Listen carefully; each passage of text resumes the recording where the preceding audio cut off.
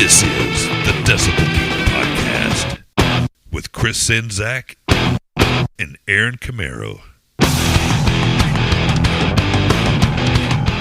All right, it's that all-important time once again. Oh yeah, you know it. Time for the Decibel Geek Podcast. My name is Aaron Camaro, joined as always by my kick-ass friend and awesome co-host, Mr. Chris Czynszak. How you feeling tonight, my friend? I'm good. Ready to talk about some current rock news. How are you doing? There's a lot of crazy stuff going on in the world, and the most important things are the kind of news stories we cover. You know, we're going to talk about rock and roll.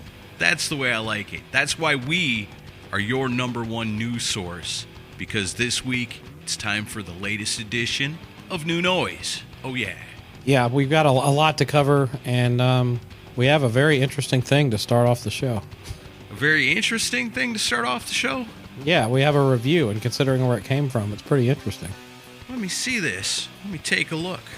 Oh, wow. Pink stars. 5 of them. That's Podchaser. I know that one anywhere. All right, so this one comes to us from John Harper. He reviewed the show, and he said this.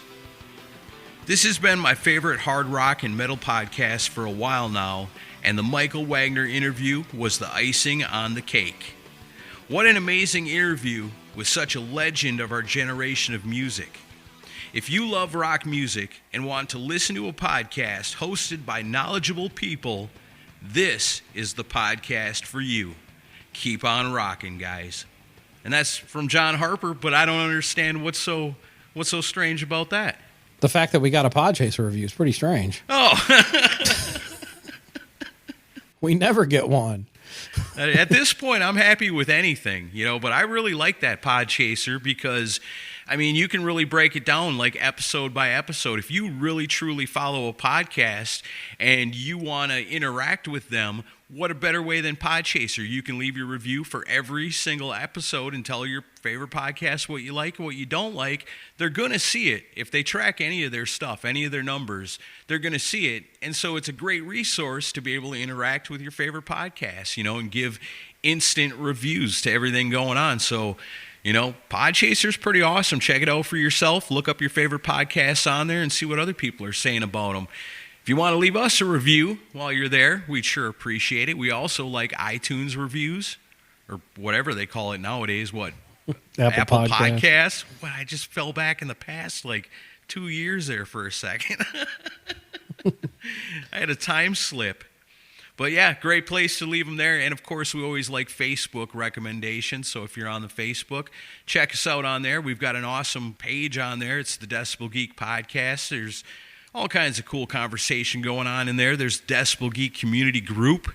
There's always fun conversation happening in there. If you like to talk about rock and roll and interact with other people that feel the same way as we all do about this kind of music, those are 2 great ways to do it. So, yeah, check that out. Yeah, and leave a Facebook recommendation. I mean, you guys are putting photos of your cat, your food, your politics, and everything else on there. So take 5 seconds and leave a Facebook recommendation. Please. All right, so that brings us up to our next favorite people. Now, these are the people that took last week's episode, and when it was officially released in the news feed on the Facebook and on the Twitter, they find it, they retweet it. It's not as complicated as I make it sound, but we got a lot of great feedback from last week's episode, and a lot of people shared it. And, you know, I just got to say once again, man, true honor to have been able to be a part of Michael Wagner's last interview ever. Yeah, that's it's gone over well. It's gotten good numbers and, you know, great feedback. Thanks to everybody that's shared it and commented. And it's a true honor to talk to Michael for his last public interview. We're obviously going to stay in touch with him. And like Aaron teased, maybe we can talk him into doing it again. I'm willing to try anytime. You know, he's got so many great stories. He told us so many things and answered so many questions and things that I always wondered and things I never even thought to ask till they came up in conversation. And I think best of all the questions submitted by you, our listeners. You know, thank you to everybody that participated in that, because you guys had amazing questions, and I'm so glad we were smart enough to ask you guys to put your input on the interview, and that made it go even better. Yeah, and I mean, Eddie Trunk did a great interview with him for Sirius, but maybe I'm biased, but I think ours was better. Yeah, you're probably a little biased, but you're not the only person I've heard that from, so you can feel good about that. I sure do. So, like I was saying, the people that really loved that and wanted to share the word about what we do here on Decibel Geek Podcast, they found those original tweets and those original posts, and they shared them on their Facebook pages, so that way other people see what we got going on. Now, what we see is that when people do that, we want to give them a shout-out. That's why these folks are our awesome Geeks of the Week. Geeks of the Week this week are Adam Cox, Rock and Ron Rinion, Baco, Rob Birchmeyer, Simon Katz, Shay Hargett, Aaron Baker, Jay Shabluski, Joshua Toomey, Mark and Jerry BS Sessions, Mark Alden Taylor, John Phillips, David Glenn, Brent Tibbetts, In Obscuria Podcast, John Verno, or Mike Parnell, Keith Rockford, Sit and Spin with Joe, Kristen Schimbeck, JJ McElhenney, Eladio, Kevin's on Fire, Ernesto Aguiar, Vet Halen, Hakon Bergstad, David Cathy, Scott Crouch, and as always, the Mooger Fooger. You read so fast, man. I lost my place. I gave you a second. I know you did. Man, before we move on with the new noise, I just want to say one more thing, It was so much fun getting those amazing stories and being out in Wire World Studios one last time to record something was just amazing. And I'm so glad that we do this show so that we can celebrate people like Michael, and we get to meet people that feel the same way about music that we do, that really see the legendariness of a guy like Michael Wagner and love and appreciate him so much. I always have a good time talking to him. I think you talk about like him doing other podcasts and how it goes, and then how it is when he's on with us. We got something special with him. And I think, I give Baco from Cobras and Fire a little shit sometimes, just a little bit, but I do love him. Because when we put out the call for questions, I think what he said was something like, it doesn't matter, what you ask, because you guys have such a great rapport with Michael Wagner, it's going to be great just to listen to it. And that made me feel pretty good. And I knew it was true, because every time we've sat down with Michael, it's been nothing but podcast gold, baby. Every time. Yeah, it's always a pleasure talking to him, and hopefully we can go back for more, because definitely don't want our talks with him to end, because they're always so much fun. If anybody's going to be pestering him about it, you can count on it to be us. We'll always take him back for anything, anytime. Yeah, definitely. So, I guess that brings us up to current times. We're going to find out what's going on in the world of news. I really haven't been paying too much attention lately. I really need to more, but that's why I rely on you, my number one newscaster. That's you, Chris Sinzak, to keep me and everybody else informed. So what do we got on the slate for the news tonight? Well, I'm just a nerd with a blabbermouth link, so here we go. I just went through Blabbermouth, like, well, that looks interesting. And I threw together some stories. And now, not to start things out on too much of a downer note, but today that we're recording this is December 8th, and, this is a solemn day in rock and roll history for two very big reasons. This is the anniversary of John Lennon's assassination in 1980, and it is also the anniversary of Dimebag Darrel's assassination. Yeah. And the first story we have is tied into that a little bit. The Alrosa Villa nightclub in Columbus, Ohio, where Dimebag was gunned down, is finally going to get demolished, or it's actually officially been demolished. It got demolished this past week. Wow. So I wonder if they had some kind of like celebration out there, on close to the anniversary, and bury that thing. Yeah, I don't know. I mean, they... and I'm not trying to besmirch, that's a big word, like Gymnasium, the venue, because, they hosted a lot of pretty legendary bands throughout their time around. They were around for 45 years. So, the club doesn't deserve the blame. They were just hosting the event. But it's hard to believe, though, that was 2004. That was 17 years ago that Dimebag died. Wow. Isn't that crazy? Feels like yesterday still, I think. Yeah, I remember... getting up at my house, this was like 2 houses ago, and I think it was snowing that day in Tennessee. I remember that. And I would check out news websites first thing, and that was the first thing I saw that morning. And I remember kind of just pacing my house for like a good hour, trying to wrap my head around it. Like, oh my God, yeah, Dimebag's gone. And it was a horrible incident. And now we don't have Dime or Vinny anymore. No, I remember just the feeling of being so shook by the news, because the guy was young. You sure didn't expect something to happen to him. And then the way, the way it all went down, just insane, and that makes it even more shocking. And it's, you talk about the legend of John Lennon, when he got assassinated on the same day, but that's, kind of a little bit before my time. I was a little kid. I didn't know nothing about the Beatles.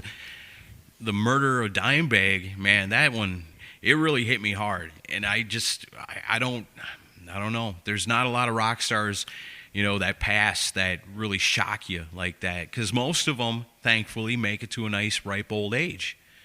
Yeah. But when somebody's ripped away like that, that makes it so much worse, I think. Well, I kind of think that, for our generation of, those of us that love metal, it was kind of our John Lennon moment, because I remember my parents telling me about how devastated they were the night that Lennon got killed. I was only, I had just turned 4 when that happened. So I have no memory of that at all.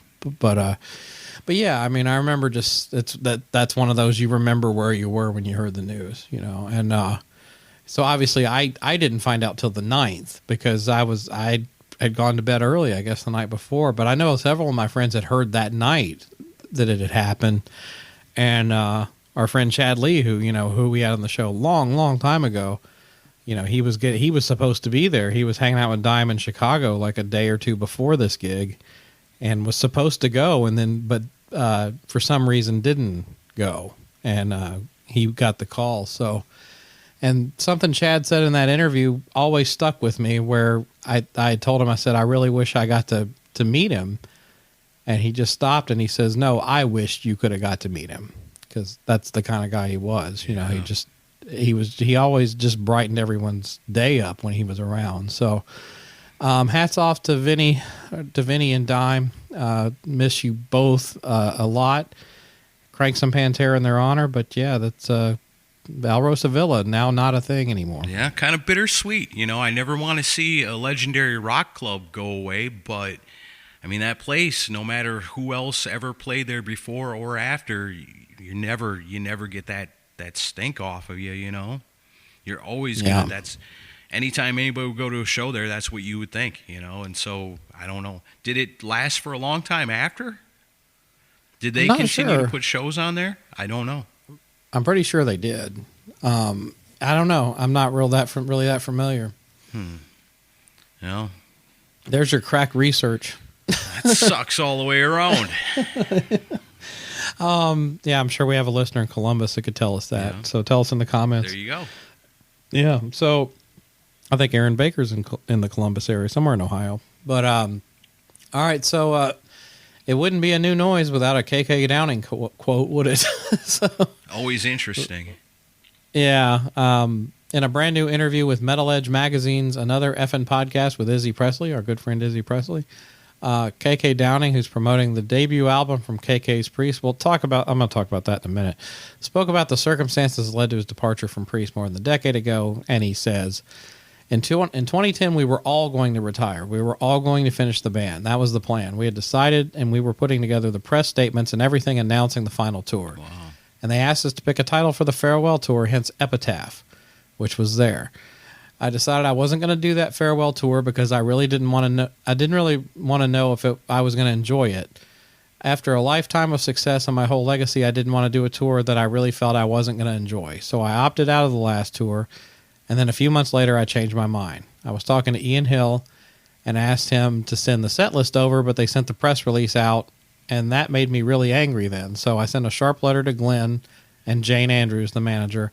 Very sharp letter, because I felt that they had made their decision anyway. They'd found somebody new, and I thought that was the wrong thing to do because it's changing the course of history. Now, that's not the story. I mean, that's kind of past history. Yeah. But then they do Firepower with Andy Sneap, who produces, And then Andy Sneap gets the gig as the other guitar player to go on tour because, Glenn is sick. Right. And he says, I was shocked and stunned when they didn't give me a call because I was sitting there waiting for an opportunity. Okay, they got Richie in to replace me in 2011. They wanted him, but at some point I felt there would have been an opportunity wherever that may be. So when Glenn handed the guitar over to Andy, I was in disbelief. I consider Andy a friend. I'd been to his studio and worked up there, and we talk, and he will admit himself, even in his own band, Hell, he wasn't a lead guitar in that band because Kevin Bauer was the lead player. So I thought that was extremely odd because it has changed the course of history for the band, really, but I kept asking them, are you sure the door is closed? Because Andy's always said he would step down at any time for me to go back. And he said in the press that he would do it as long as they asked him to do it. And they've since said that Andy is just their touring guitarist, so they only have one guitarist, it seems to me. But anyway, it was not to be. They set their lawyers on me and didn't want any part of me, so I just decided to move on. Well, that kind of sucks. Yeah, I mean, if that's the way it really is. I will tell you what this all boils down to. Jane Andrews, the manager. Okay. I mean, I don't know if you remember, when KK left the band, he went on a press tour and pretty much badmouthed Jane Andrews left and right. And she's still the manager? Yes. Then, yeah. Well, I think she's Glenn Tipton's girlfriend or wife. Okay. Well, that makes it even tougher then. You go out there running your mouth. That's called burning a bridge. So, and I think he also, if I remember right, he badmouthed Rob Halford quite a bit too at that time. See, you just can't go around badmouthing people and then go back a little while later and be like, hey, can I have my job back? Right. I love KK Downing, and I would love to see him and Judas Priest, but you can't blame them for having the stance they have right now. Yeah, I mean, yeah. I mean, it's... Well, I'd be like, I don't know. Hey, Chris, I don't want to do the show for a while, so you just go ahead without me or pick somebody else for a while, and I might come back. I don't know. Probably not. And then I go on everybody else's show and talk shit about you. That fucking Chris and Zach, talk shit that whole time, and then in a month come back and be like, hey man, I'm ready to come back on the show. What are you going to tell me? Fuck off, I'm not going to fire Toomey after he replaces you. Right, so. yeah, so, the new guy's in there doing a, pretty good job. He may not be Camaro, but Camaro went off talking shit, I wouldn't expect you to take me back. If I did something like that, I wouldn't even ask to come back. I'd have too much pride in myself to go, you know what, I was an asshole, and I'm not even going to ask because I don't deserve it. And, and I like KK, I do. And like I said, as a Priest fan, I think it would be awesome to see him and Richie up there playing. I mean, I think it would be amazing. But I mean, and I saw Andy Sneap when they played here in Nashville, and Andy was good enough. I mean, it's, to me, I'm going just to hear the songs, and to hear the set list and hear Rob sing. Yeah. But, I'm not as much of maybe I'm not a diehard enough of a Priest fan where this should bother me more, but it doesn't. So it doesn't affect you in the way like, say, Kiss does? No, it doesn't. No, okay. I mean, he's not wearing... That's kind of what I was wondering while we were talking about this is, do the hardcore Priest fans feel as strongly about all this as, say, Kiss fans do, new guys replacing old guys? Well, I'm not the right person to ask. I mean, I love Priest. They're like one of my favorite bands, but I haven't been a giant Priest fan since 1979 or whatever. But I know I've seen a lot of outcry of people going, "Oh, just bring KK back." But I mean, if there's all these hard feelings, the only way this would get worked out would be if they all sat in a room together and went through mediation and all that, or hire Metallica's performance coach or something. I don't know. But I don't know. I mean, but he mentioned, he's promoting his new album, and that's why he's doing all these interviews. But have you heard any of the KK's Priest stuff that's come out? Just what was released, I think, as a single. What did you think of it? I thought it was all right. I like Ripper Owens, and it sounds Priesty. It kind of reminds me of I guess Ripper Owens era Priest, where it's super heavy. It sounds like it's trying to be Painkiller with Ripper Owens singing. Yeah, that's what it sounds like to me. And not that that's a bad thing, but it sounds so very generic in parts. And I think I was soured to it because it was kind of a bait and switch when they were promoting it. Because when this first was getting started, they were promoting it as Les Binks being on the drums. Yeah. And I was like, oh, fuck, KK and Les Binks together? Like, we're going to get some Stained Class type stuff. So I wanted 70s sounding Priest stuff. And then it's like, oh, let's just rip off Painkiller for the umpteenth time. And it's like, I don't know. I've been kind of turned off by it. That's the thing. You got to go by the Jack Russell rule. You got to have so many members of the band or people that have been in the band over the years to be able to call yourself that. So you shouldn't call it KK Priest if there's only one of you or two of you. Yeah. If there's only two of you, you got to have at least three, I think, is the rule. Yeah, but look at Judas Priest. Oh, yeah, that's true. Oh, I guess nobody plays by the rules anymore. Well, I mean, if you want to get technical, Ian Hill's the last man standing. I mean, even Rob wasn't an original member. That's true. So, I'm just thinking classic era, I guess. I don't know. I'm still convinced that Ian Hill stands in cement for every show because he never moves from that one spot. He just rocks back and forth. I love him, but he never moves on stage. Hell of ever. a bass player. Oh, he's great. I love Ian Hill, but it always cracks me up because like he finds his spot on stage and he is not moving until the show's over. He doesn't have to. No, he's Ian Hill. Nobody's looking at him. Everybody just feels it. All right, next story. Steve Vai's been in the news. He's got a new solo record coming out in January. So of course I'm super stoked about hearing that. But he had a comment out here about his time with David Lee Roth, and he says, Steve Vai, who joined David Lee Roth's post-Van Halen band more than 35 years ago as lead guitarist, spoke to CMS Music about the impact of legendary Van Halen axeman Eddie Van Halen. He said, I'm not unlike the average Edward fan in that he really had an effect. For Edward fans that were really touched by him, it's inexplicable, obviously. You can try to use words, but it doesn't really work.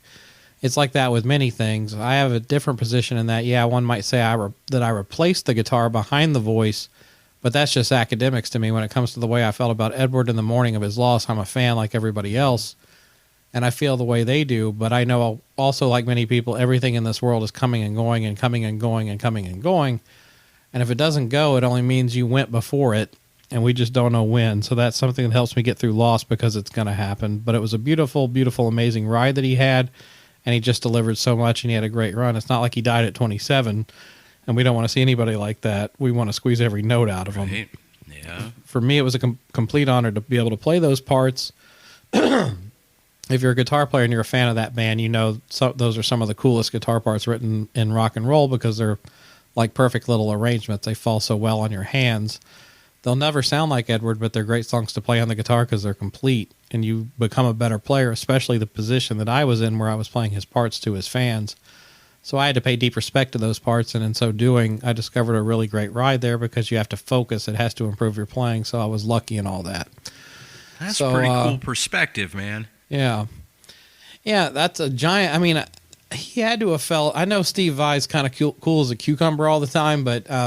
he had to have felt an enormous pressure taking that gig with David Lee Roth. Well, and you're talking about, like he said, you got to do it right for the fans because the fans that are coming out and seeing David Lee Roth in that era are also getting a lot of great Van Halen songs along with it. So, you can't go out there and mess it up.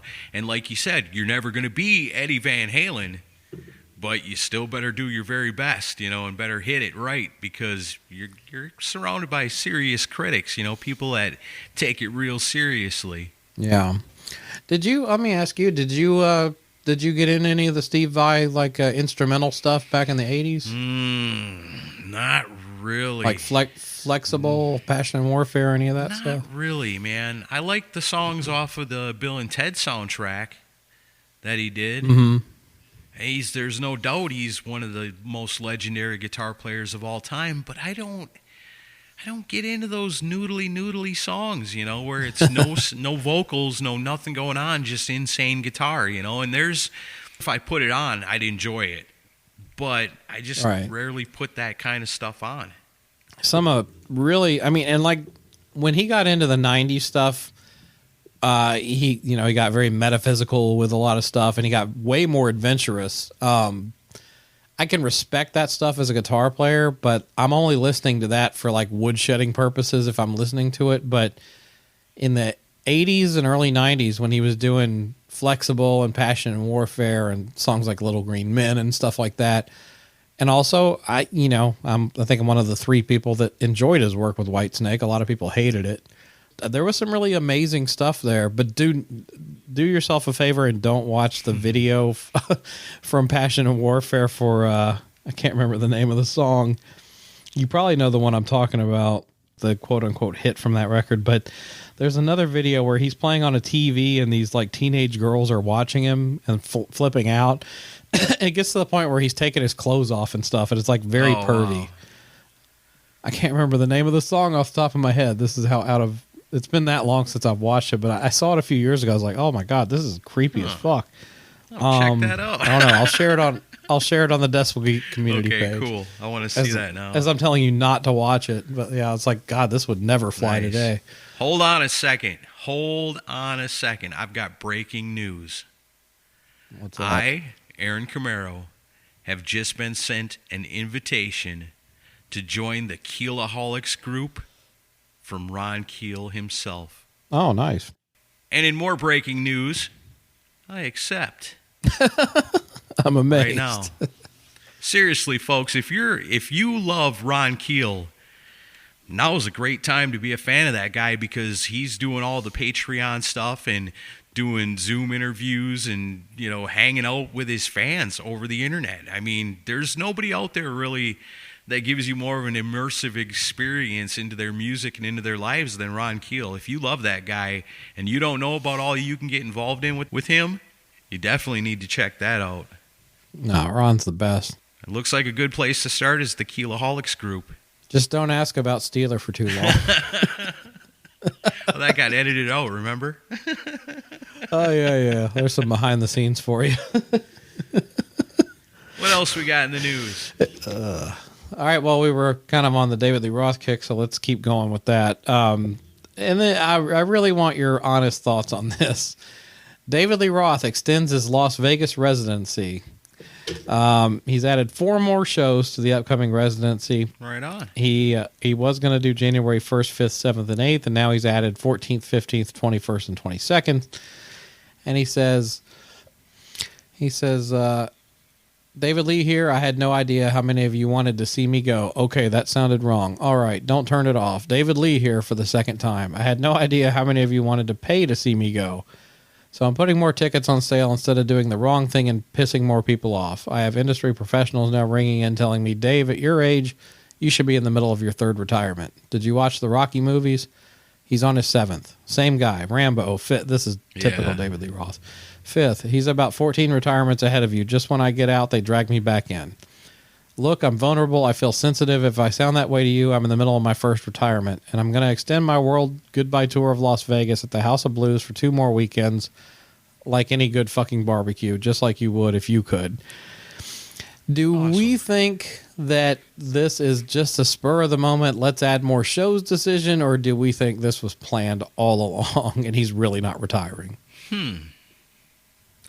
I don't know. I think he should retire. If he's talking about it, he's been talking about retiring for a while now. And the last time we had this conversation, I believe it was on the last episode of New Noise, I think so. Thanked David Lee Roth and sent him on his way, And now he's back. And here we go again. No, but I get it. If it's true, if people are complaining, saying, hey, I'd go, but it's sold out, add more shows, well, why not? Go for it. This may be, I'm guessing this probably is the last hurrah. And if, like he said, more people want to see him go, send him on his way live and in person, add more shows. But here's the thing. When he first announced these shows, he put a tour poster out. And even then, the tour poster said the last tour, and then in little letters under it said, until it isn't. That's very Kiss-ish. So I think this was planned all along. And a million other bands that milked the farewell thing. So, I mean, overall, I'm happy because I was worried about his health because he made it sound like he was dying in that announcement he made. So hopefully he's okay. The thing is, I don't know. I mean, Roth hasn't sounded good in a long time. So I don't know. If you're going to see him, you're going for the nostalgia factor of it. But But I mean, that Van Halen live album they put out from Japan. Did you ever listen to that? Is that the one with the big boat on the cover? Yes. Yeah, I think I did once. Oh, he sounds terrible on that. I don't know. I mean, I love David Lee Roth, always will, but yeah, it's like his voice is gone. He hasn't resorted to lip syncing at least, but I'll give him that. Right. But I don't know. I mean, I wouldn't mind seeing him one more time, but I'm not paying to go to Vegas to do it. Yeah, I wish I could, but I'll just have to keep my good memories of Dave seeing him when he was a little younger. But I mean, if it was happening here in Nashville, I'd go for I'd sure, go. without a doubt. Yeah. I'd so try to get an interview because I'd love to have an interview with him just so I could sit for 90 minutes and not have an idea what the fuck he's talking about. Why don't you bring him to Rockin' Pod? Oh, is it too early to talk about Rockin' Pod? It's too early to talk about having the money to book David Lee Roth. Oh, okay. I can't afford David Lee Roth. Cut us a deal. Yeah, right. Hey, speaking of David Lee Roth and Billy Sheehan and Greg Bissonette, when we talked to them at Rockin' Pod and they told us the story about the almost reunion of the Eat 'em and Smile band, I think it was Matt Starr posted a picture from that night on Facebook last week. And man, it was pretty cool to have like a visual to go along with the awesome story from that episode that we did live at Rockin' Pod last year. Yeah, and the story was crazy because like that, I think it's called Lucky Strike Live was the name of the venue, and they said it holds 400 at the most, which is the exact size of what Mercy Lounge holds, where we had the Rockin' Pod pre-party. They said they had 1,000 people lined up around the block because word got out that David Lee Roth was reuniting with the Eat 'em and Smile band that night live on stage. Man, I so wish that could have happened. I remember that night because people were posting on Facebook and everywhere, talking about it. So like hours before, people were like, "Holy shit, they're going to actually get together." So I mean, I heard about it all the way out here in Nashville, and I was following tweets and everything. And the next thing you know, like fire marshal just came in and shut everything down. I was like, man. Wow. But yeah, I heard Roth showed up and was ready to go and everything. That's the moment in history we just pinpointed it when the internet changed everything. Yeah, they ruined that whole show. Yeah, because I'm sure everybody within miles of that venue was running down there as fast as they could to get in. Well, sure, yeah, because word traveled differently at that point. Things had changed. Man, gotta love David Lee Roth though. Yeah, it'd be interesting to see what happens if any more dates get announced. Then we'll totally call him out for it. I just say, Dave, stay as long as you want. That's fine. Shut out the lights for the rest of us when you're done. So this one interested me this week. Former Black Sabbath singer Tony Martin has put a new single out called As the World Burns. Have you got a chance to listen to this yet? Nice. No, I haven't heard about this. It sounds amazing. It's he's released an official lyric video for As the World Burns. It's taken from an upcoming solo album called Thorns, which is coming out in January.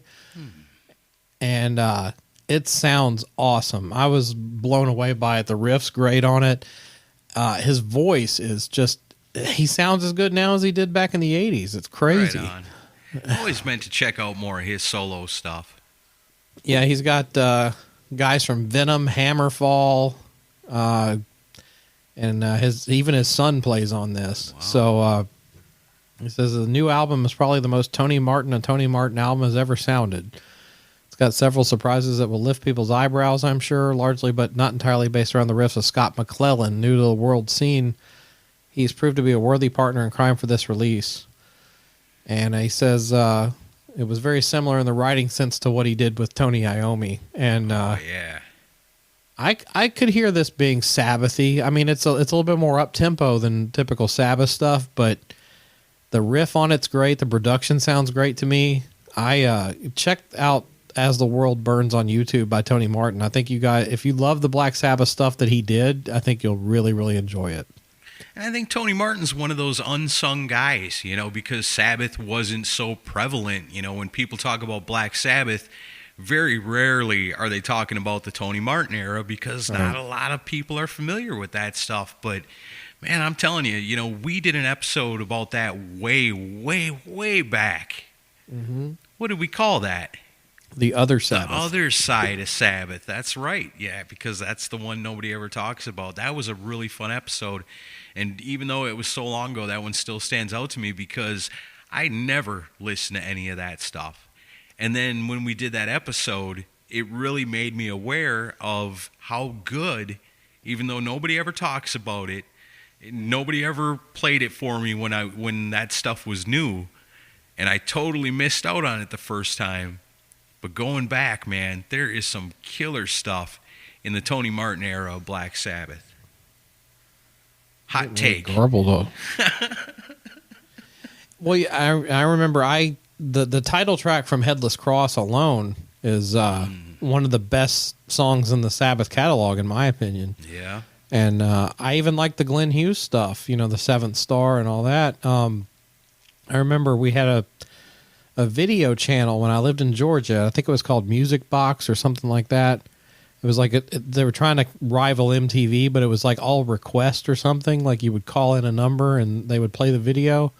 But it was the same like 20 videos over and over again, so I don't think they were really listening. But they would play the No Stranger to Love video all the time. Do you remember that song?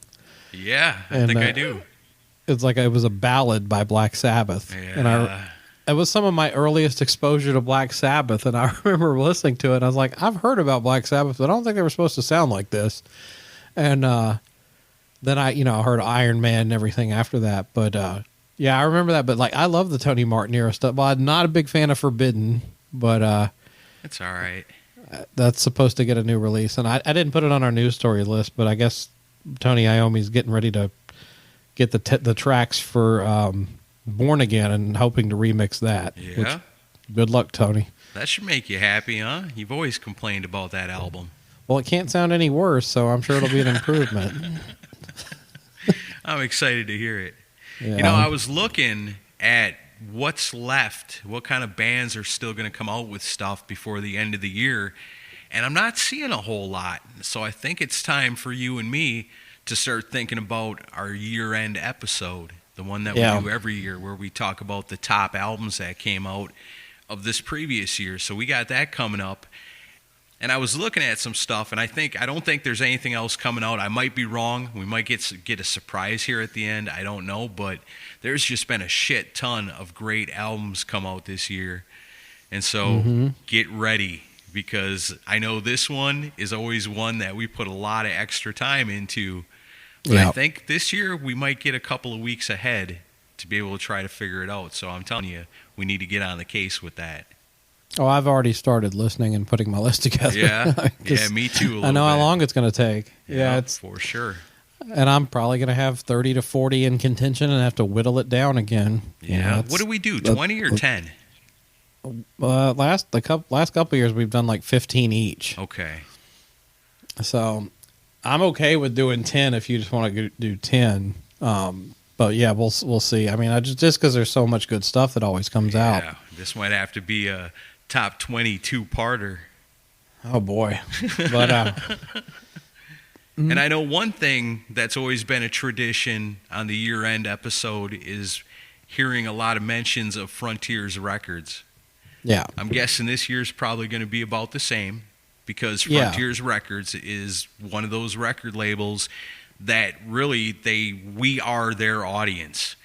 And I was going to say, if you are a fan of this kind of music and you want to keep up with new stuff coming out, a cool thing you can do is get on Frontier's email list or follow them on Facebook, because every once in a while they have like big sales of stuff. Mm-hmm. And not too long ago, I got the notification that they were having a big CD sale. And so I was like, hell yes. So I got in there and started picking some out, and I sent in the order. And then it was like last week, and I was like, man, it's been a long time since I placed that order for them CDs. I wonder where the heck they're at. So I look it up on the tracking, and it's like it came all the way to Nashville, made it to like sort of in my old neighborhood, but then went back. And I was like, why? So I get looking, I send a message, and I say, hey, I'm not sure what happened. So then as I get looking at it, I realized because we had moved like not that long ago, I put the current address with the old zip code, and the mail people here, even though they seen it said Goodlettsville on it, couldn't figure out that it didn't belong in Old Hickory, so it got sent back. Oh, no. But I talked to Vanessa, who's either in the warehouse or works for Frontiers. I'm not sure, but she got it all straightened out for me, and my CDs are on the way. So here's your promised shout-out, Vanessa. Frontiers music rocks. You sure it wasn't Meredith in Department A? No, it definitely wasn't Meredith. Otherwise, I never would have got it. Be waiting 20 years from now, and still, I get a lot of empty promises. But no, that's not how Frontiers operates. These are going to be classic albums by the time I get them. Yeah, but I'm excited. They're on our way, and they helped me out. So Frontiers is awesome. So the next story is a tour announcement that I know you're excited for. Styx and REO Speedwagon and Loverboy have announced a summer 2022 tour. What do you think about that? I don't know. I was never a big Loverboy fan. I never really got into REO Speedwagon, even though the lead singer's brother was our local weatherman for years. Really? Yeah. Kevin Cronin's brother? Yeah, Sean Cronin was his name. No kidding. When I was in the 6th grade, I got to interview him. And it's funny looking back on it now because he was like, yeah, I bet you didn't know this. My brother is the lead singer of REO Speedwagon. And I was like, oh, yeah, great. You're like, don't go around telling people that, dude. Oh, man. But I mean, Styx ain't bad. Styx had some good songs. You got to listen to a little bit more REO, though, because what you know is the ballady hits. Yeah. But there's a lot of rocking stuff in their catalog, man. You know, and I've always heard that about Loverboy, too. Like, you always heard just, like, the songs on the radio that were kind of silly and poppy, but people have told me that there is a heavier side of Loverboy, even. I don't know about that. No? I was listening to Rock and Metal Combat podcast. They put out a couple new episodes recently, and they were talking about this tour. And Ian was, they were talking about how, like, if you could take Loverboy's catalog, you could create a playlist that would make a great EP. Yeah. Yeah. And Ian was like, well, I'll show up for the show just so they can have one black person in the audience. Oh, boy. I don't know. I like some Styx stuff. I think the REO is the one I'd be more excited to see, just because I mean, guitar playing wise, Gary Richrath was a great guitar player, but I don't know. This is one of those where if I get free tickets, I might go, but I don't know. It'll be it's an interesting it's a good combination of bands if you're into that stuff. Sure, I bet you even if you're not into these bands, you still go and have a great time. I'm not crazy about the tour title. It's called Live and Unzoomed.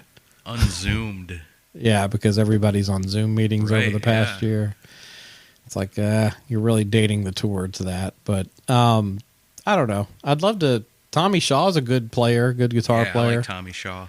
He lives here. He's somebody I wouldn't mind interviewing one of these days. I like him. That'd be cool. We have to find a Styx album, maybe do an Albums Unleashed on or something. Yeah.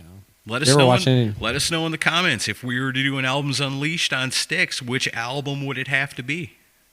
And please don't say Mr. Roboto. Please say Mr. Roboto. Oh. Toma arigato, Mr. Roboto. I got a secret. Love it. Yeah. You ever hear LA Guns cover of that song? No, and I don't think I want to. It's awesome. Is there any song LA Guns has not covered? I don't think so. They do them all pretty good. Wow. I always hear those and be like, man, this would be so much better LA Guns song. All right, next story is about Anthrax, and Anthrax will not release a new album until the band members know it's the right record. And it makes sense. It says Anthrax bassist Frank Bello spoke to Meltdown on Detroit's WRIF radio about the progress of the songwriting sessions for the upcoming album that's the follow-up to 2016's For All Kings album. It's been a minute. He says, it's hard to believe it was 2016 that album got released. He says, we've been going back and forth with stuff. Scott and I flew out to Charlie's house in Chicago. He's got a nice little studio there, so we do it there and just a bunch of demos. Yeah, it's just getting back to it and living with the songs. making sure it's the right stuff, and we're going to continue that and make sure it's the right record, and it will be the right record because we won't let it out without it. He says, after all these years of doing this, you learn not to. Nobody's in a rush here. We get to make the record that we want to go on tour with for 2.5 to 3 years. In reality, that's what happens. We have to live with it because we're fans, and I think you just know when a song's ready, so we'll write it, we'll digest it for a little while, then maybe go back and nitpick it a little bit and make sure it's exactly ready to go, and you could feel great when you play it live. And being a fan of this music, you hope that everybody feels like that, so we just know it at this point. I think it's smart to do it that way, to digest it, just live with it for a while, make sure they're right, and that's what we've been doing for a while now.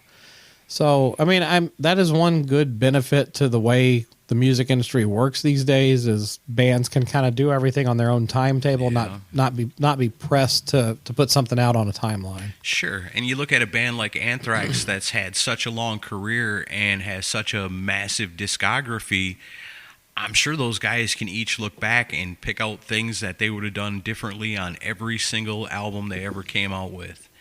And like you said, especially bands back in the day where it's like, okay, get off tour and get in the studio because you've got this much time to write all these songs or come up with songs or enough good songs to make a new album. Hurry up. Right. And that sucks. That's probably where a lot of them guys would look back and say, I just wish we would have had more time. More time to put more into it, or maybe, like they said, sit on it for a minute, listen to it for a little bit, really soak it in, and either, one, get to the point where you say, I love it, I'm happy to release this. This is something I'll always be proud of. I'm good to go. Or here's the couple of things that I see that I think could change this to make it better. I don't have a problem with that. I'd rather wait a little bit longer, even though it's been too long already for a new Anthrax album, but get something that everybody's proud of and they know that's going to be good. Yeah. And, another cool thing about Anthrax is Jonathan Denaeus, their guitar player, is a Decibel Geek listener. Nice. So hi, Jonathan. I love that. He loves our Albums Unleashed episodes. Right on. Maybe he can put in the word and we can do an Anthrax one. I'd love to. And he's got a great band that he also does called Living Wreckage that he sent me some stuff from, and it's great. So we got to find a way to play some of that soon, too. Right on. We did a Friday Night Live last week, and we did some Smash Trash. Maybe we can put that on there. Yeah. Well, yeah, I definitely want to get him on the show sometime because it'd be interesting to talk to a member of Anthrax that's actually, kind of living the whole... And he's also in the band Shadows Fall. He's been doing it for a long time. But, yeah, loves the show, listens to us regularly. And if you're listening, Jonathan, hi. Rock on, dude. Very cool. Yep. So, next, I only share this because of the headline. You can't help but notice this headline. Ted Nugent, I don't write songs, I ejaculate them. God, you gotta love Ted Nugent. So, in a new interview with the Jeremy White Show, legendary rocker Ted Nugent spoke about how he goes about making fresh music. He said, I am consumed with the creative process, but with me, it's really not a process. People always ask me, so how do you go about writing a song? And let me clarify, I've never written a song. I've never sat down with a pen and paper. I always have a guitar handy. I play my guitar every day. And I don't write songs. I don't compose songs. I ejaculate them. That's awesome. I play my guitar and my hands find their home on the guitar. It's like he paints a picture with his words. Yeah, he does. He says, I'm a musical monster. I grab the guitar and shit explodes. Yeah. Flames come out of my ass because I am so pure. I have no baggage. I have no inhibitions. So I love it. Yeah, he does ejaculate songs. But if you listen to some of his more recent output, I wonder if it's coming out the other end. Oh, that's just me. I'm sorry, but writing a song called I Love My Barbecue. Ugh. Yeah. He writes songs for whatever he wants to write about. He definitely People that does. are still buying Ted Nugent albums love him just the way he is. Yep. All right, next story. Nikki Sixx says Motley Crue is 100% planning on finally launching the stadium tour in 2022. This has been a long time coming. He said, responding to a fan who wrote, I'm hopefully going to see the Crue in Houston August 2022. He says, we 100% plan on touring in 2022. See you at the show. So this is interesting, though, because I'm privy to a little bit of behind-the-scenes information on this tour. And, originally the lineup was Motley Crue, Poison, Def Leppard, and Joan Jett. Right. I've heard that at least Poison and Joan Jett are not going to do this tour. Wow. And possibly Def Leppard. There might be a completely whole new lineup underneath Motley Crue on this tour when it comes up. Huh. So it'll be interesting to see what happens, because they also have a lot of tickets that are being held for this that have been, people have been waiting for. Paid for a long time ago. Yeah. So I don't know how happy they're going to be with a different lineup, doing it. But I don't know. But I mean, you can't blame the other bands for taking other dates and having to drop off. They got to take what they can get. But I don't know. I've heard that at least Poison and Joan Jett are not doing the tour. I wonder why Poison's not doing it. Because they probably took gigs doing something else. Good. I hope so. I hope they're actual Poison shows with them headlining. Either that or Bret Michaels is going to do another solo tour. And no, nobody wants sing that. Sublime covers. Nobody wants that. We want reunited Poison playing Poison songs at full volume the way it's supposed to be. All 4 original members. That's what we want. Matt Smith's going to play guitar? Well, all 4 members of the classic, most recognizable era. I know. If I got to we'll see be what technical. happens. Yeah. That should be interesting. I would rather see that than the Motley Crue final tour, honestly. Oh, I would too. I wonder who will step up to take their places. Ace Frehley? He wishes he would get that tour. Why wouldn't he? He just did the Alice Cooper tour and did good. Alice announced new dates. With Ace. Well, there's a couple with Ace, but most of them are with Buck Cherry. Yeah, okay. Yeah.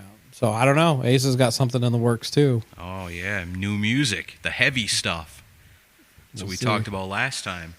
And we've been doing this for a while. Don't we have any Kiss news? We do. Oh, okay, great. It's almost like you looked at a Google Doc and saw ye that. shall receive.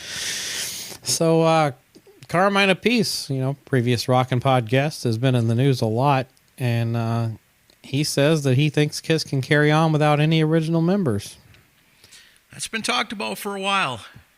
He said in an interview with the Rock Experience with our friend Mike Brunn, he said, I respect Gene for what he's talking about when he's saying he's going to get new guys to play in Kiss to keep it going like a baseball team. I think he's right now.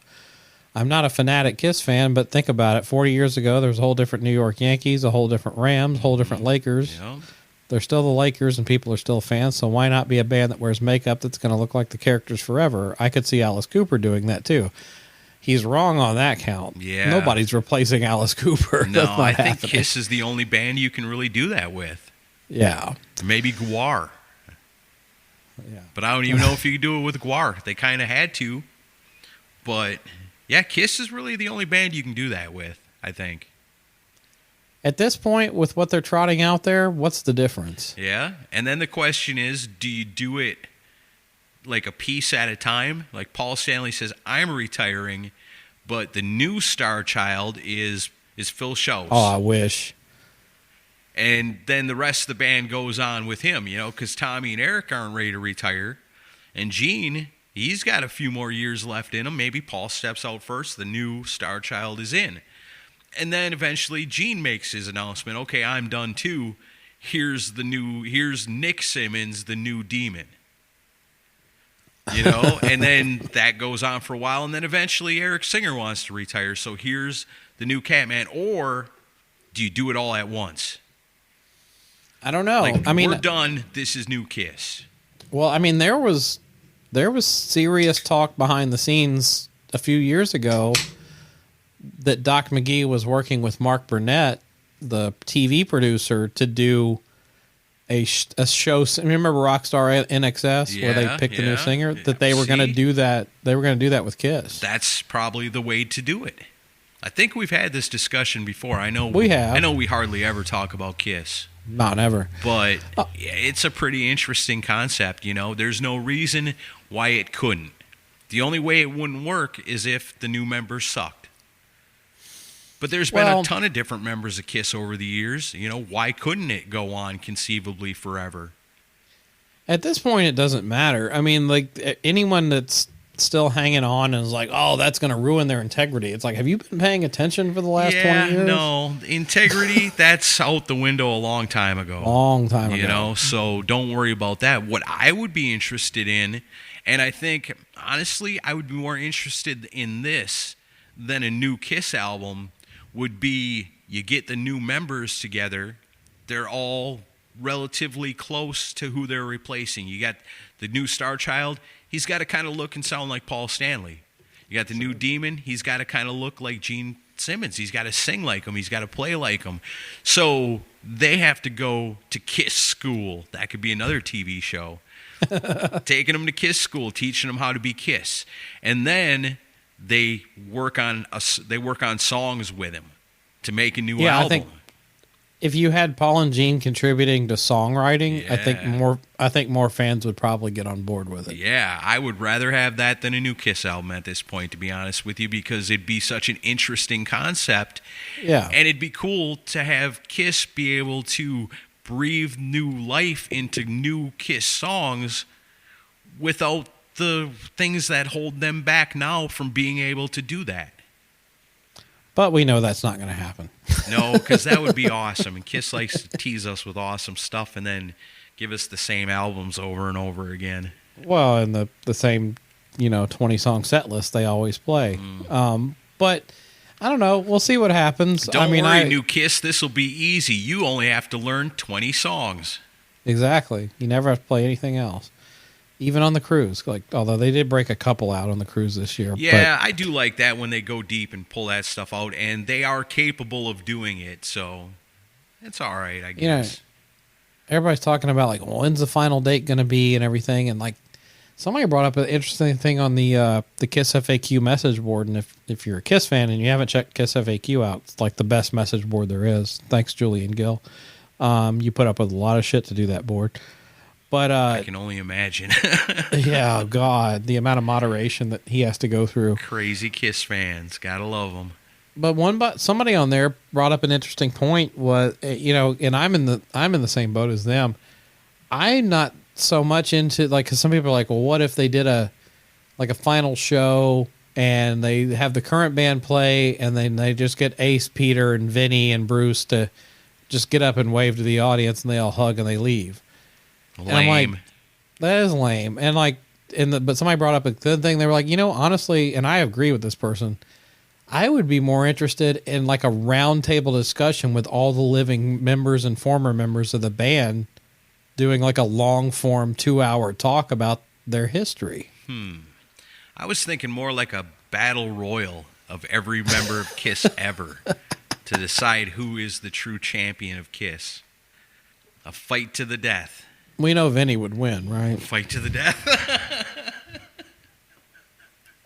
Kitten's got claws. Watch out. Yeah. Nah, Peter would beat the shit out of everybody. I'm pretty sure of that. I think Peter's the toughest member of the band that's ever been in the band. I can't see Gene and Paul either of them being good fighters. I don't know. Gene seems like he'd kick somebody's ass. Remember that time at the solo show that he went up in the crowd after that dude?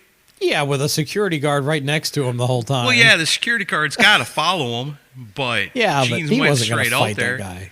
What if that dude would have swung on him? He easily could. He was right up in his face. That guy could have swung on Gene Simmons. I don't think Gene's a fighter. But Gene punked him out with his words. He doesn't need to fight. Yeah, he did. Did you know who that guy was that was heckling him? No. He was in a band called Anal Cunt. Oh. For real. Wow.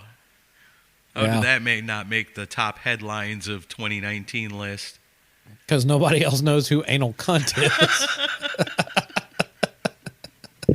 Well, if you heard it once, now you know. There's a band out there called that.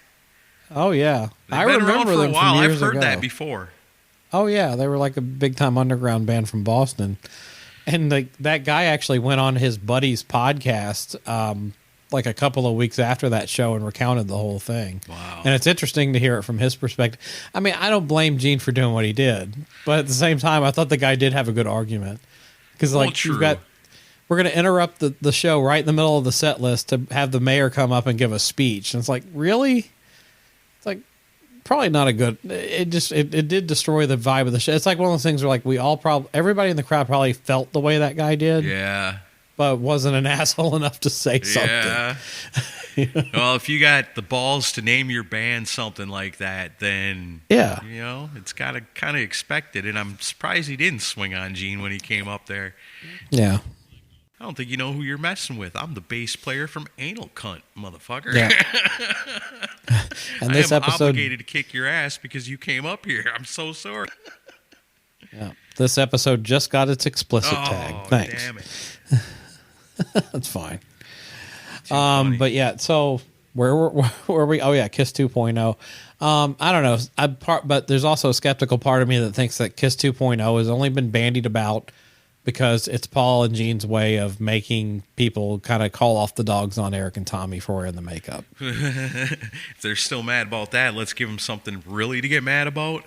Well, it's kind of like, well, we can all be replaced. One day there could be no Gene and no Paul. And, it's their way of saying, well, lay off Eric and Tommy because one of these days we're not going to even be here.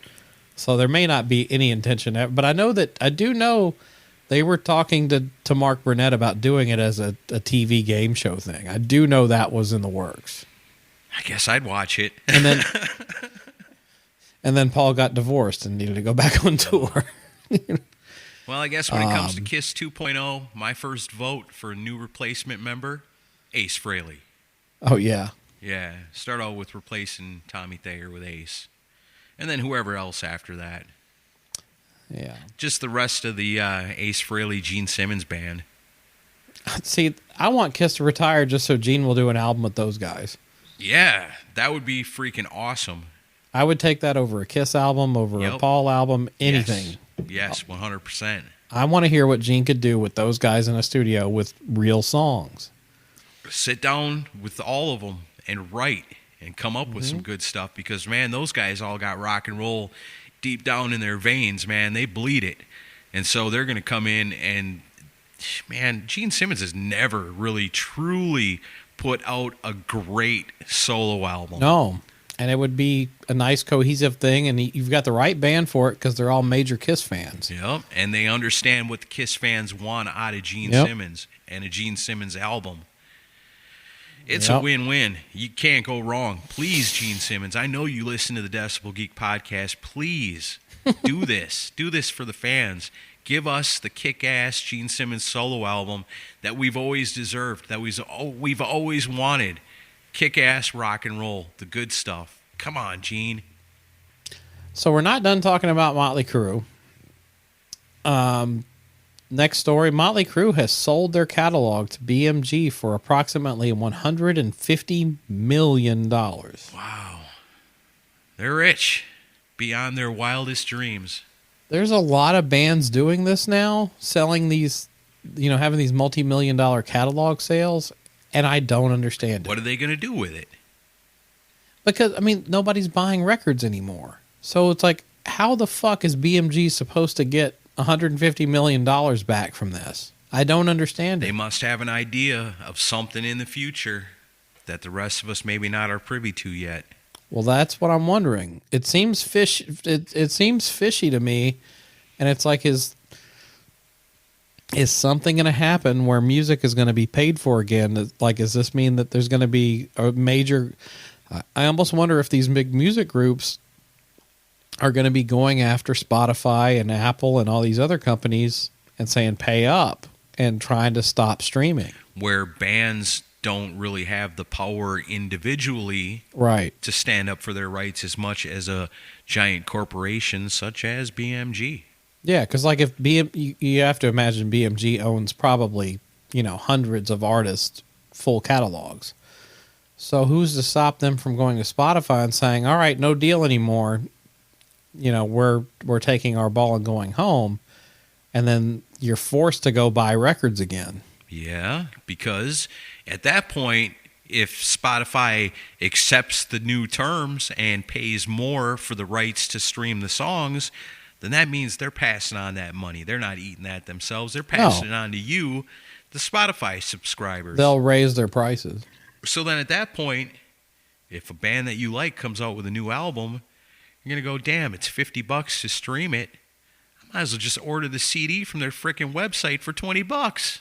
That's my conspiracy theory. But like The Offspring, and like neither of us are real big fans of The Offspring, but I like The Offspring. I actually bought their new album.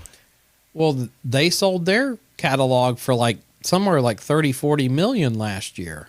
Wow. And there's several bands that are doing this now. And I get it from the artist side because they're like, well, we're not making shit off record sales, so why not? But I'm thinking, what's motivating these giant companies to pay this ridiculous amount of money for these rights? And I get you can make money off TV and movies, but not that much. Well, when a band like Europe tells a wrestler you're going to pay us $100,000 and you're only going to have the rights to play the song 20 times per year, there's some value in that. Not everybody's going to be able to say, okay, I'll pay that, but sometimes it will. But I don't know. For me, I'm happy for Motley Crue. They deserve the payday. It's nice to get paid for what you put out. But sure. I don't know. We're going to see what happens with the streaming thing, but I don't think it can go on like this forever. I think stuff's going to change, and with all these catalogs getting sold, I think it's going to happen sooner than later too. Yeah, sounds like something's in the works that maybe we don't know about just yet. But there's, like you said, they don't make investments like that, big money corporations, into something that's going to lose in the end. It's always pretty calculated. I got to imagine when you're talking about $150 million, you're not just buying that on a whim. No. You got to know something's coming. There's going to be a change. And then everybody's going to come to me and go, oh, Aaron, you were so smart. You bought all them CDs all along. Now we want to pay you $150 billion for your collection. And I'll say, no, that's the Decibel Geek Library. No, I'll say, yeah, take it. Come get it. Oh, man. All right. So next story. Great White's Mark Kendall has confirmed that singer Terry, I say it Ilou, I don't know how you pronounce his name. I have no idea either. Terry Ilous was fired via email. That sucks. Yeah, and this is an interesting story.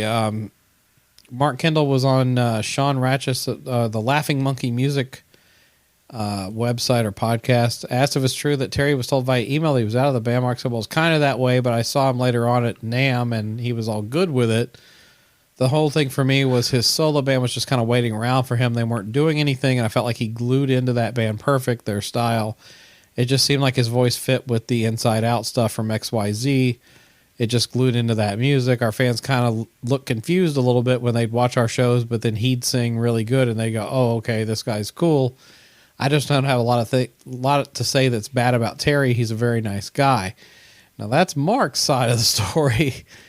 And but Terry, in April, was on Waste Some Time with Jason Green. That's a great YouTube interview show if you haven't watched it.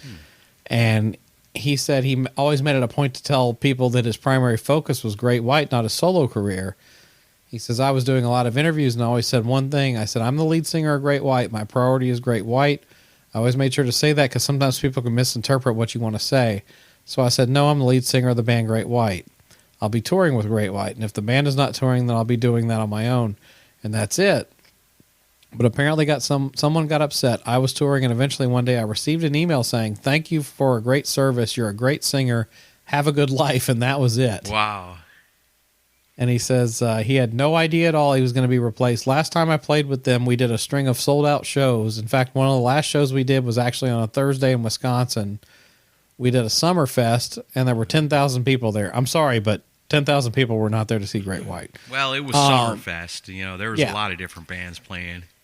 No, I know, but not just for Great White. He says the crowd went crazy, 10,000 people going nuts, and that day I sang so well. Sometimes you sing better than other days. But that day I was really good. Not to be pretentious, but I was happy. He says, we did 2 other shows, one in Las Vegas. We did a show with Slaughter, and everybody gave me a big hug. Hey, brother, see you next week. That's the last time I talked to anyone in the band. On Monday morning, I get an email. The leader of the band, Mark, sent me an email, but it was on behalf of everybody in the band. We think that you should be replaced by somebody else, and we wish you the best. The email was polite. Good luck to you. You will have no problem finding another band. Wow. Please don't say bad things about us. Oh, no. We will never say bad things about you. And that was it. That's right. Because we're putting you on our resume, and we imagine you're putting us on yours. So, yeah. if anybody calls, give good reference, please. What a clusterfuck. Yeah, and that's then, crazy, though, a little bit, getting an email like that. And then you run into him at NAMM and be like, oh, hey, man, did you get my email? Yeah. Hey, Aaron, did you get my email? Yeah, I saw that. I decided to come do the show anyway. No. And then you replace him with Mitch Malloy. Yeah, I was going to say, you think KK was upset when he saw Andy Sneed got this job in Judas Priest. Yeah. Imagine how Terry felt. It's like, Mitch Malloy, really? The Great Whites. Oh, man. I'm sorry. I mean, that Elation album was okay. I just don't feel it with Mitch Malloy in Great White. And it's hard for me to accept Great White without Jack Russell. And I know there's reasons. Oh. And I would rather, if they were both playing on the same night, I'm probably going to go see Jack Russell's Great White. And I'm certain I would, Me too. Yeah. Jack's the voice of that band. Yeah, for sure. He's got that special kind of bluesy soul that is just perfect for Great White. I wish there was a way that they could figure it out. I don't know. I know there's a lot of struggles between the members and former members of that band, but I wish they could pull it together. Terry's playing here in Nashville like in a week. Really? Yeah, he's playing at Bowie's. Want to hear something terrible? Some of these clubs around here, here's another news story for you. If you listen to this because you love rock music and you also own a club and you have bands come play there, you got to find a way to get the word out. I found out way too late that Junkyard played here just the other night. They played at the Cobra. That was where we had the first Rockin' Pod pre-party. Yeah, they played last night. Yeah, I had no idea. I didn't either until Mike texted me about it. Yeah, same here. I was like, son of a bitch. I had no idea. Yeah, my daughter had a concert at school, so I saw a better show. But, yeah. I can't imagine Junkyard rolls through here too often. I hate that when I miss a show like that because I want as many people as possible to go because I want them to come back. Yeah. Yeah, I thought Mike was texting me about it. I'm like, what a bunch of lame-ass promotion. Like, I never even heard about this. Yeah, I hope they had a good turnout anyway. And that's what's tough, too, and I've said it a million times. It's tough when you got a band like Junkyard playing at a club on a Tuesday night because what is the demographic for the band Junkyard? We're all old now. We have to go to work. Yeah. We have to go to work. We're not young kids. Young kids probably don't care about Junkyard. If young kids were lucky enough to be there that night, then I'm sure they got some new fans. But as far as drawing them in, you're not drawing in a whole bunch of 21-year-olds with Junkyard. You're drawing me in my middle age. I got to go to work the next morning. I can't come to your rock show on a Tuesday night that's going to last till midnight. Sorry, I'm old. That's why I still say if I was still really a concert promoter, I would book these bands and I would have them play at 7 o'clock at night. Yeah, for sure. I would have considered that if it would have been if Junkyard would have been on the stage at 7, done by 10. Yeah, I'd have considered that because it wasn't too far from the house. Right, but I don't know. I hope it worked out well for them. Maybe they need to do when they book the bands. What they need to do is you bring in Junkyard, right? And you have them do an afternoon matinee. I don't see the problem with it. I don't see a problem with that either. At my age, I would go to more shows if they were earlier. I just don't want to be out till 2 a.m. on a fucking Tuesday night. Yeah, have them play early. Say, start around 4. And then they play, and then you give them a couple hours in between, and then have them come back and play for the kids that just happen to be hanging out at the bar where Junkyard's playing. All right. I like that idea. There you go. Old-time rockers just like us. You ought to think about that. Afternoon matinees. I'll be honest, though. I never really got into Junkyard. I tried. I didn't think they were that good. That last album they came out with was really good. It's all right. I like Junkyard. I would have gone. All right, so you added a story here at the end. What do you want to talk about Dokken? I just saw this right before we started recording, and it says that Dokken is finally done recording a new album. So I got to imagine we got that looking forward to in 2022 sometime, I would imagine. Yeah. With the magic of studio effects for Don Dokken, because I think he's kind of in the Paul Stanley boat, ain't he? Oh, he's as bad, if not worse. Well, then we'll find out if it can be done. Well, Can studio magic be done to make Don Dokken sound like himself without sounding like Robo Ozzy? well, I saw it was the first album since 2012's Broken Bones, and I remember talking about that record like in the first year of us doing this show. Yeah. It's been that long since they've done a record. Wow. So, I mean, I'm certainly curious to hear it. And I love John Levin as a guitar player. He's a great player. He's got a great band. Yeah. I'm just curious what it's Broken going to Bones. sound I thought like. it was great. Yeah. I mean, we'll see. I got to imagine it's probably, one way or another, I got to imagine it's probably going to be pretty good. It's been a long time since we had a Dokken album. I'm probably a bigger Dokken fan now than I've been in my entire life. Like, after talking to Michael Wagner, I went out and bought one of the final pieces I needed for my Dokken collection, and that was Breaking the Chains, which is a great album. It's very cool. And I think I was never big into Dokken when I was younger, but the older I get, the more I appreciate them. Well, he's saying in this interview that he thinks it's between the lines of Tooth and Nail and Under Lock and Key. So sounds great. That's a high mark to be putting up there. But yeah, we'll see what the results are. Aim high, Don Dokken. I like it. Hopefully you can sing high, but we'll see. All right, cool. so the last story. We got one. I got one more. Oh, do you? Yeah, what a little do you behind the scenes news. You know, we're a part of Pantheon Podcasts. We're always real proud about that. We're telling everybody all the time that we're a proud part of this group of podcasts. These guys that were smart went and got all the best podcasts and put them all under one umbrella, and they help out the shows and stuff. And we got in trouble with Pantheon Podcasts for not participating enough. Did we? You sent me the email.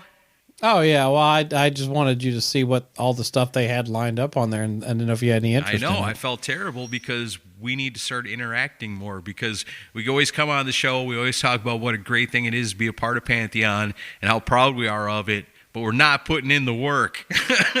Oh, we're definitely not. We're slacking so bad. So do us a favor, and this is your news release. Pantheon Podcast is amazing. They went and cherry-picked all the best podcasts that have anything to do with music.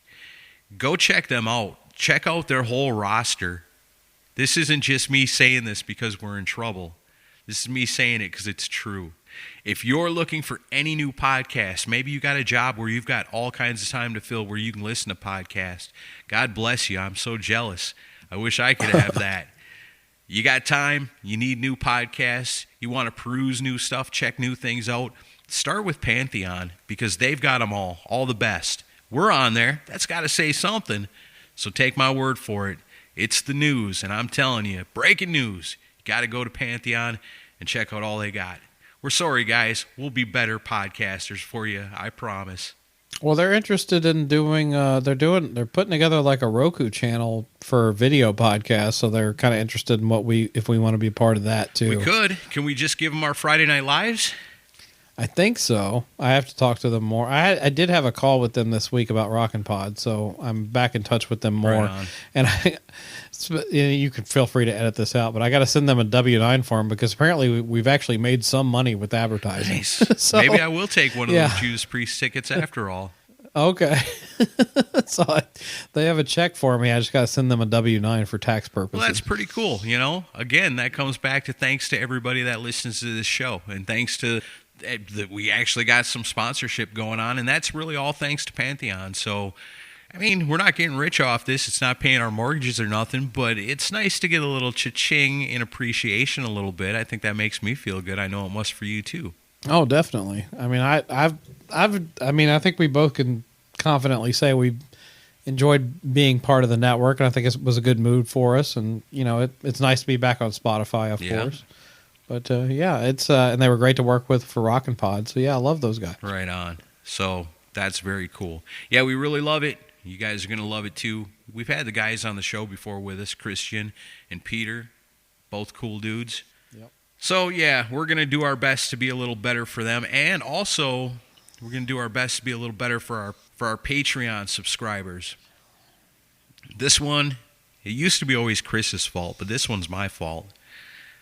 I just found some new stuff that we recorded a little bit ago, specifically for our Decibel Geek VIPs. I'm talking about an episode, at least one episode, maybe two, of the Torpedo Dudes, and a handful of Chris and Aaron stuff that we haven't released yet. So I'm going to edit this episode, and then I'm going to get to work on some of that stuff. Okay.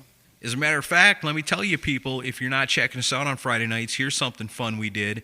We brought back the most popular episode we ever did in our whole careers of podcasting. You know I'm talking about Bracket Brawl. I got a little whiteboard tournament board. I can write dry erase markers on it. And together, since we had the master and ruler of everything new metal, Josh Toomey, on the show with us, we did a tournament of all the new metal bands as ranked by ranker.com and got all the way down to one final champion. And if you want to check it out, the replay is available right now on YouTube. We had a blast.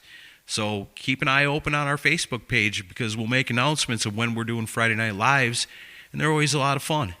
Yeah, we got to do more of the bracket brawl. That was perfect for the live show. It was cool, man. Very interactive. That's what we try to get with our Friday night show. We like you guys that listen to the podcast to join us in real time. You guys make the comments. We can see them, react to them. It's a lot of fun. All right, let's do the icing on the cake. This is the last story. I wasn't sure if I wanted to talk about this or not, but got to talk about it because this is the first time hearing about it. Honestly, when I opened up this app or when I opened up this document that Chris sent me with all the news stories on it, I scrolled down to the bottom, and before we started recording, he tried talking to me about it. I was like, no, stop. I don't want to talk about none of it until we start recording because I can't believe my eyes. I don't think anybody else can. I can't believe this is a real thing. Well, we'll find out if it is real or not. So Creatures Fest 2022 was announced to take place in Nashville on Memorial Day weekend next year.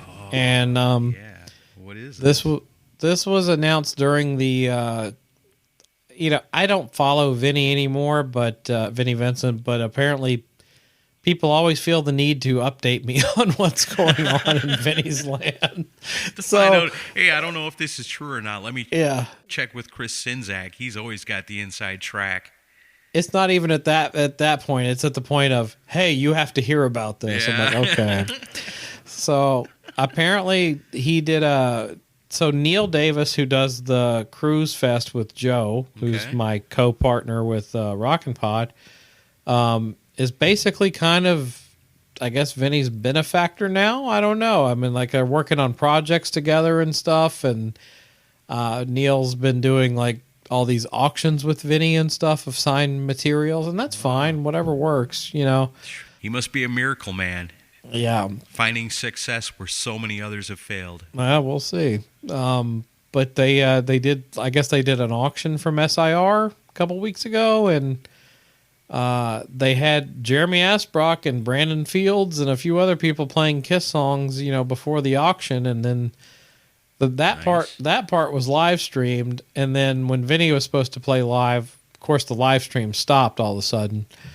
Not just gonna say. And then during the auction, they announced this thing called Creatures Fest 2022, and apparently it's going to be like a festival show over 2 or 3 days, and it's going to include Quiet Riot, Vixen, John Corabi, the Talisman, who are supposedly going to perform the Lick It Up album from start to finish, and also Great Expectations from Destroyer with a choir singing. That all sounds amazing. And then Vinnie Vincent is going to get on stage in full makeup and with a tank stage that's a complete replica of the Rio stage from the Creatures of the Night tour and do Kiss's entire Rio 83 set list in its entirety. With the Talisman? No, with like his own band, apparently. Okay. Wow. I mean, that would be pretty fucking awesome. I gotta say, I would love to go. That's my birthday weekend. I would love to go do this my birthday weekend, to be honest with you. If that's really what's going to happen, I'm in. Okay. Yeah. I hope you have fun. You ain't going to go? No, I don't think I'll be allowed in. So I told you, just like last time, we'll get the fake mustaches. Yeah. I don't know. I mean, well, this opens up a lot of questions. And then our friend Tyson Leslie, who plays with Vixen, he posted about it and he goes, this is happening, I guess, until it's not. And like, I don't think he even knew about it. So not that Tyson books the band, but Tyson manages the band. So I don't know if it's going to happen or not. I mean, Neil's got a lot of money. I guess Vixen at least has been contacted about it. So yeah, I mean, Quiet Riot I can see happening because they'll take any gig they can get right now. But hey, come on! Oh, come on! I'm excited to see Quiet Riot. I love Jizzy Pearl. I know you do, but and then Karabi. I mean, money talks. Of course, Karabi's going to be awesome. Well, I mean, if the money's there to pay for the acts, they'll be there. And the question is, will Vinny show up for this?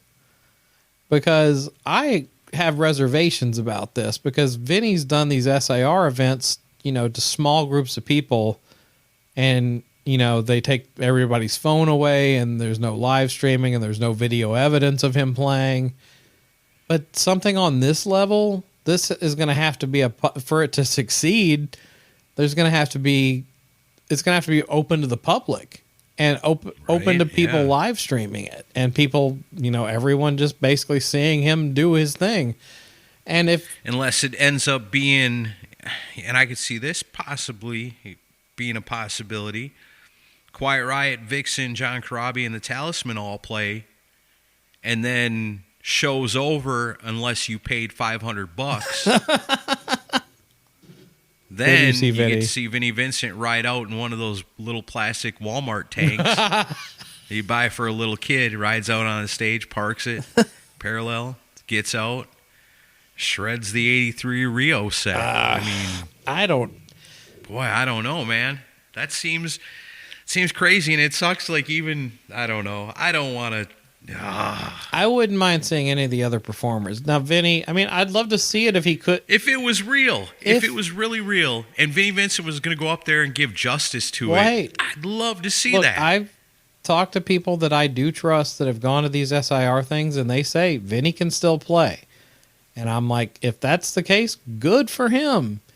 I wouldn't mind seeing it. I still love the music. So then it becomes a whole kind of a work thing where you plant the question, can he play? Can I play? Nobody really knows for sure. So I keep it under wraps. I can play. No problem. I'm still as good as I ever was. But to let people wonder, and make it be a thing, a mystery. That's what he's done. That's actually kind of slick. Well, and if it's a marketing thing, good on him. But I don't know. If he wants to shut people up and do this and he does pull it off, good. Aside from, our issues with him, if he can pull it off and make the fans happy, great. I still listen to Creatures. I still listen to Lick It Up. And even now and then, I still listen to the Invasion records. I'm not going to change my opinion on music just because he was a douchebag to me. And absolutely hates us. But I still like the music. We didn't do nothing to him. No, I don't think we did. He still thinks we did, but you know what? When it comes to Creatures Fest 2022, I'm going to buy a ticket, even if it's just to see Quiet Riot, Vixen, John Karabi, and the Talisman. I'd like to hang out with my friends. If that's what it is, awesome. It's going to be worth it, just for those 4 bands right there. If Vinnie Vincent plays afterwards, cool. If he don't, whatever. I ain't getting my hopes up for that, and I really don't care. But it's enough, I think. I would love to see Jizzy Pearl come to town with Quiet Riot, see Tyson and Vixen. They're awesome, always. Sure. John Karabi's the man, and you guys know how we feel about the Talisman. Yeah, we love all these people. That's good enough for me right there. Except Vinny. I wouldn't be mad afterwards if they come out and say Vinnie Vincent's not playing. I'd say, whatever. That was awesome. I'd say it makes sense. But I don't know. Like I said, I'm skeptical if Vinny goes through with this. I think it would be great if he did. We've all been waiting since 2018 for him to do this. Yeah. So we'll see. He can hate me all he wants, but I do wish the best for him and the people that want to go support him. But, we'll see what happens. But yeah, I don't know. We'll be following the story. And we'll see if Aaron and my name are on a list at the door. Because that was almost the case in Atlanta. Almost, yeah. Because we forgot the fake mustaches. Right. Oh, well, what are you going to do? We'll be prepared next time. Maybe I'll be security at wherever they're doing it. I don't know. But just kidding, Vinny. Don't get paranoid. No, we want to come have a good time. And if it's true and you can really play, I'll bring Chris and Zach up there. You can rub it right in his face. If he can play, great. I mean, just for the people that continue to support him, great. My personal issues aside, I hope he does pull it off. I really do. I do too. I think it would be pretty cool. Will I hold my breath? Nah. No. And like I said, I would be more than happy enough with those other bands to go see them because it's going to be a party atmosphere with those bands. Yeah. And then at the end, if he plays, he plays. If he don't, he don't. Well, I want to see the Talisman play the Lick It Up album. I think that would be awesome. Yeah, that's what I'm talking about. Yeah. So I know Philip and Jeremy can pull off those solos. Oh yeah. So, Big time. So yeah, very cool, man. Yeah. A lot of stuff going on in the world of rock and roll. Good thing you've got such a reputed news source such as the Decibel Geek podcast to get the straight dope from every once in a while. Yeah, we covered a lot of ground today. Mm-hmm. Nice. This was fun. It was good to get back to normal, but now I gotta go, man. I gotta work on my homework for the final episode of the year. Me too. So many albums to go through. Yep. And we'll see you guys next week. See ya.